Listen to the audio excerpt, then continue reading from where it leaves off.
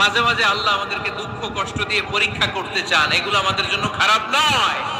এই দুঃখ কষ্ট বিপদ আমাদের কোমরকে সোজা করে, আমাদের পায়ের মাটিকে শক্ত করে। চিল্লায় বলেন ঠিক কিনা?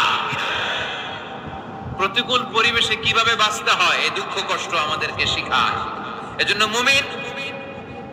মুমিন বান্দার বৈশিষ্ট্য হচ্ছে দুঃখ কষ্ট বেদনা জ্বালা এগুলোতে সে আপসেট হয় না, সে হাল ছেড়ে দেয় না, সে ভরসা রাখে একজনের উপর। চিল্লায় বলতে হবে তিনি কে? কারণ মুমিন জানে রাত্রি যত গভীর হয় অন্ধকার তমানিসা ভেদ করে সুবহে সাদিক হয়।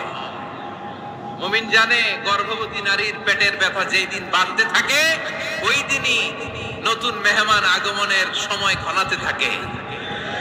মুমিন জানে তার জীবনে দুঃখ কষ্ট বিপদ যত বাড়তে থাকে সুখের দিন কাছে আসতে থাকে। এজন্য মুমিনের হারাবার কিছু নেই। ফাইন্না মাআল উসরি ইউসরা, ইন্না মাআল উসরি ইউসরা। নবী হে, কষ্টের পরেই আছে আনন্দ, দুঃখের পরেই আছে সুখ। আপনি সমস্যায় পড়েছেন, ওই সমস্যার সমাধানও আছে না নাই? এই পৃথিবীতে এমন কোন সমস্যা আছে যেটা সমাধান নাই? কথা বলেন। সমস্যা তৈরি করেছে কে? আবার সমাধানও দিয়েছে কে? আল্লাহ doesn't create a lock without its key. আল্লাহ কখনো চাবি না বানাইয়া ওইটার তালা বানায় নাই। কথা কর। তালাও যেহেতু আছে ওই তালার চাবিও বানিয়েছে কে? মা আনজালাল্লাহু দান ইল্লা আনজালাল্লাহু লাহু শিফা। আল্লাহ দুনিয়ায় এমন কোন রোগ পাঠায় নাই যে এই রোগের ঔষধ বানায় নাই, এমন কোন রোগ নাজিল করে নাই যে এই রোগের কোন চিকিৎসা বানায় নাই, হয়তো সেটা আবিষ্কার হয় নাই। অনেকে ক্যান্সারের কথা বলতে পারেন যে হুজুর ক্যান্সার এমন রোগ, এই ক্যান্সার তার নাই কোনো অ্যানসার, কিন্তু বিজ্ঞানীরা বলতেছে এটারও অ্যানসার আবিষ্কৃত হচ্ছে। সুবহানাল্লাহ কইবেন না? কিছু কিছু ক্ষেত্রে হয়েও গিয়েছে। এজন্য দুঃখের পরেই আছে সুখ, কষ্টের পরেই আছে আনন্দ। এই দুনিয়াটাই এরকম, কষ্টের পরই আনন্দ। দেখবেন তারাবির নামাজ 20 রাকাত পড়তে কষ্ট লাগে না? কোমরে ব্যথা, হাঁটুতে ব্যথা, কিন্তু 20টা রাকাত যখন শেষ করে মসজিদ থেকে বের হই একটা আনন্দ আছে না নাই? কষ্ট করে পরীক্ষার জন্য প্রিপারেশন নিলেন আপনি কয়েক মাস, কিন্তু ফলাফল যখন ভালো হয় তখন একটা আনন্দ আছে না নাই? সারাদিন রোজা রাখলেন রমজানে, কি কষ্ট, তৃষ্ণায় গলা ফেটে যায়, কিন্তু ইফতারির সময় যখন রুহ আফজা শরবতটা খাই কেমন লাগে? একটা আনন্দ আছে না নাই? এজন্য আল্লাহ বললেন فإن مع العسر يسرا إن مع العسر يسرا। ও নবী, কষ্টের দিন মক্কায় অল্প কিছু দিন, মদিনাতে আনন্দের দিন অপেক্ষা করছে। আমাদের জীবনে যদি দুঃখ কষ্ট আসে আমরা ধৈর্য ধরব, তাওয়াক্কুল করব একজনের উপর, তিনি কে? কারণ আমরা বিশ্বাস করি কষ্টের দিন এটা চিরকালের জন্য নয়, সামনে আনন্দের দিন আমাদের জন্য সেট করে রেখেছে কে? বিপদে পড়লে ডাকবো কারে? আমাদের অসুস্থতাকে সুস্থতায় পরিণত করে দিতে পারে কে? চাকরির জন্য পাগল পারা, চাকরি নাই, চাকরির ব্যবস্থা করে দিতে পারে কে? বিদেশে যেতে মনে চায়, পাসপোর্ট দিয়ে রেখেছি, ভিসা নাই, ভিসা লাগাই দিতে পারে কে? কিন্তু আমরা দুঃখ কষ্ট বেদনা কিছু একটা হইলেই সবার আগে আল্লাহরে শেয়ার করার আগে ফেসবুকে শেয়ার মেরে দিই। আছে না নাই? আপনাদের ফেসবুকে অ্যাকাউন্ট আছে নাকি? কার কার আছে দেখি?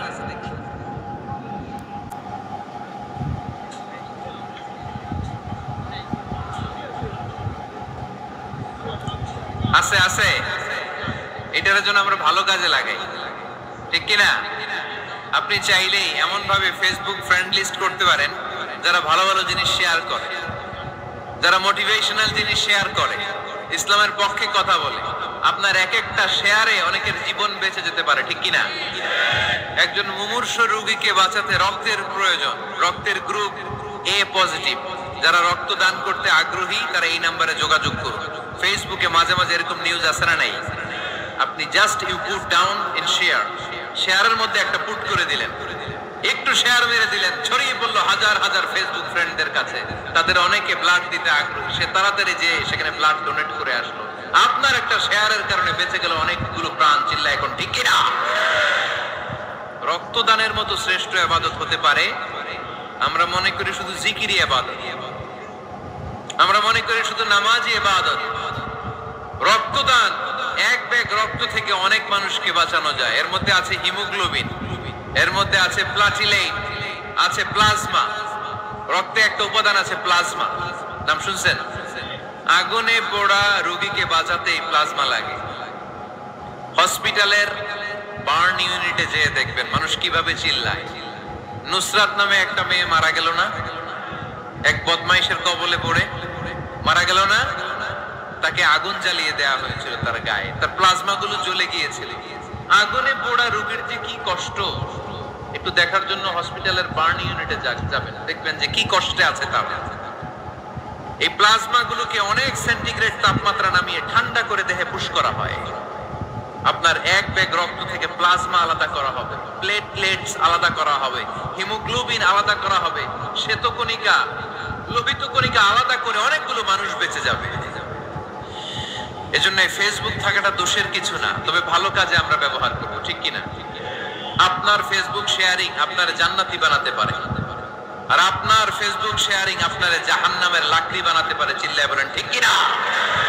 So the decision is yours. সিদ্ধান্ত আপনাকে নিতে হবে, আপনি কিভাবে করবেন। যে কোনো বিপদে ওয়া ইলা রাব্বিকা ফারগাব, কোন দিকে মনোনিবেশ না করে কার দিকে মনোনিবেশ করব?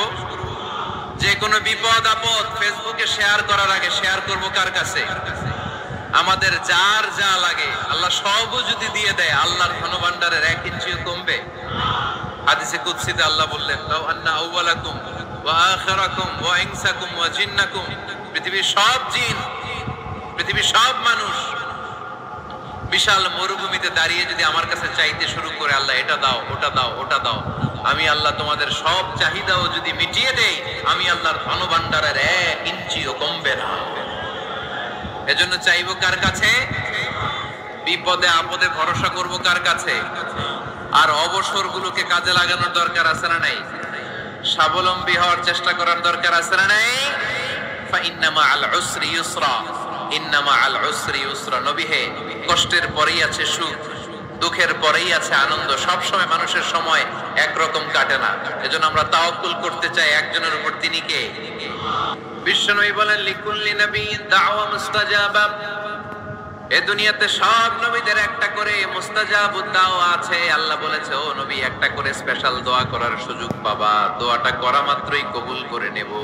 বিশ্বনবী বললেন, এই পৃথিবীর বুকে যত নবী রাসূল দুনিয়ায় এসেছে, সব নবীরা তাদের স্পেশাল দোয়া দুনিয়ায় করে ফেলেছে, ইল্লা আনা, কিন্তু আমি করি নাই। বিশ্বনবী বললেন, ওয়া ইন্নী আখতাবিউ দাওয়াতি শাফাআতান লি উম্মতি ইয়াউমাল কিয়ামা। আমি আমার স্পেশাল দোয়াটা করি নাই, আমার স্পেশাল দোয়াটা আমি আমার গুনাহগার উম্মতকে বাঁচানোর জন্য কিয়ামত পর্যন্ত রেখে দিয়েছি। আমরা যেদিন বিপদে পড়ে যাব, যেদিন আমার আব্বা আমারে চিনবে না, আমি আমার আব্বারে চিনব না, নেতা তার কর্মীরে চিনবে না, কর্মী নেতারে চিনবে না, ঠিক কি না? পীর সাহেব মুরিদরে চিনবে না, মুরিদ পীর সাহেবরে চিনবে না, স্বামী তার স্ত্রীরে চিনবে না, স্ত্রী তার স্বামীরে চিনবে না। নবী থেকে শুরু করে, ওলি থেকে শুরু করে, শহীদ থেকে শুরু করে সবার মুখে একটাই জিকির, ইয়া নাফসি ইয়া নাফসি ইয়া নাফসি।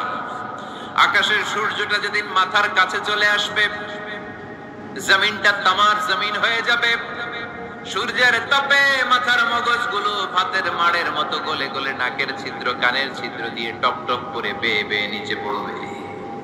ওই কঠিন দিনে কেউ কাউরে চিনবে না।